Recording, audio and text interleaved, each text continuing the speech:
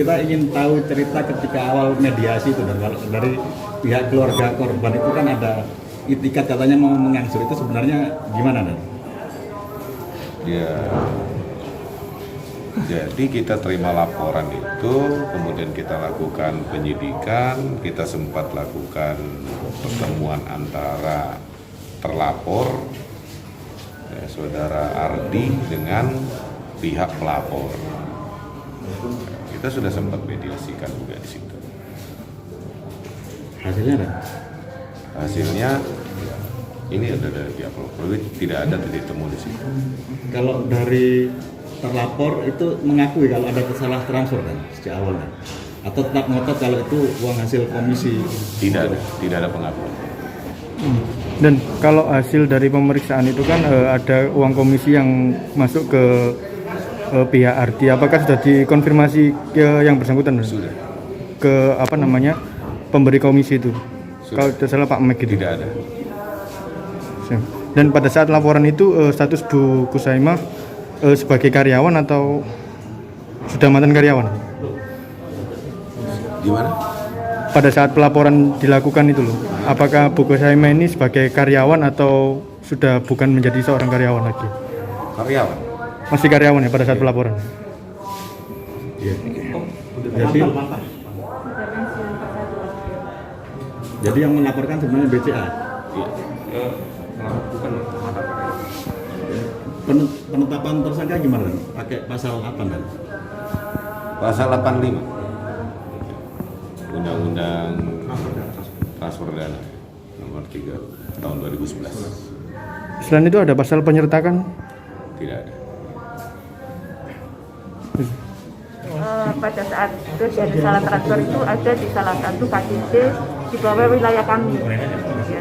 Sehingga pada saat kejadian itu memang karyawan kita ada salah menginput masuk ke rekening si saudara AP ini, dan itu kita sudah berusaha, baru diketahui pada tanggal 27 Maret berdasarkan laporan dari nasabah penyetornya itu kok tidak masuk ke rekening dia.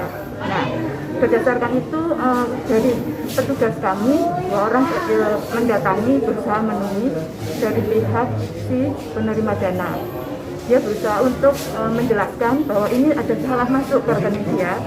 Namun si nasabah penerimaan berkali-kali menyampaikan bahwa dia tidak salah, dia adalah mengira itu komisi dari dia jual beli mobil itu, dia dapat komisi itu, dikira itu.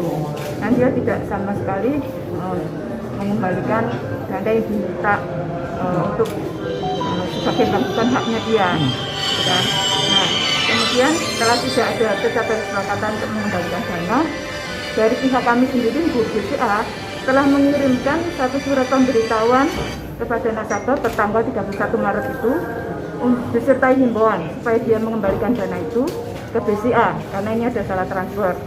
Tapi nasabah sama sekali sampai dengan deadline waktu yang diberikan tidak juga mengembalikan.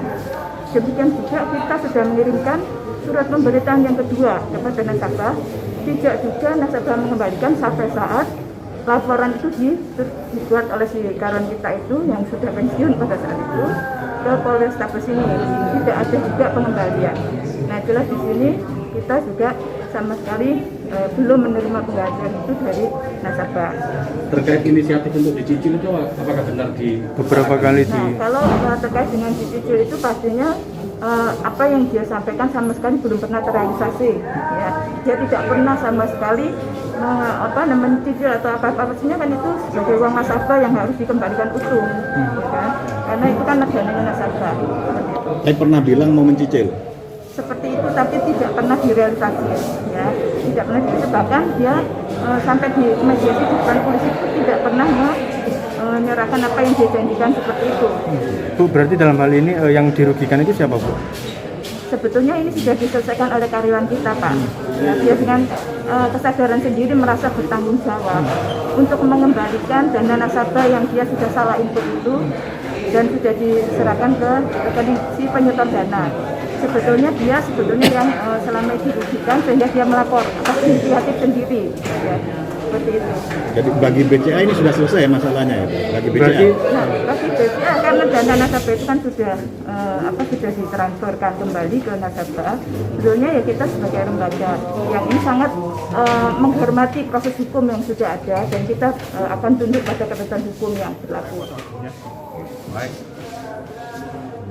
Iya. Tanyakan apa? Kalau dari pelapor menggunakan pasal dana transfer itu bisa kalau perorangan bukan bank katanya yang melapor. Oh enggak, di dalam pasal 85 itu kan pelapor itu juga tidak mengatur tentang korporasi atau perorangan. Artinya semua orang juga boleh melakukan itu. Nah, melakukan itu artinya karyawan bank juga boleh, banknya juga boleh. Ya.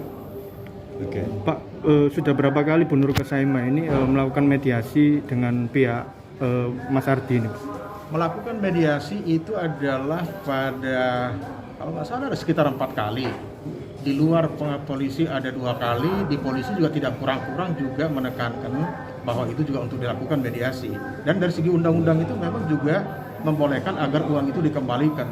Tetapi kenyataannya juga janji-janji nggak dikembalikan juga. Pak, pada saat kejadian itu kan uang rekening tabungan milik Mas Ardi itu kan diblokir oleh pihak bank. Tapi kemudian bisa diangsur beberapa kali untuk sebagai pengganti salah satu itikat baik untuk mengganti uangnya. Tidak ada angsuran sama sekali, kita cek itu dari tidak ada angsuran. Oleh karena itu maka perlu kita jelaskan dalam forum ini supaya tidak terbalik informasinya. Sama sekali tidak ada angsuran itu.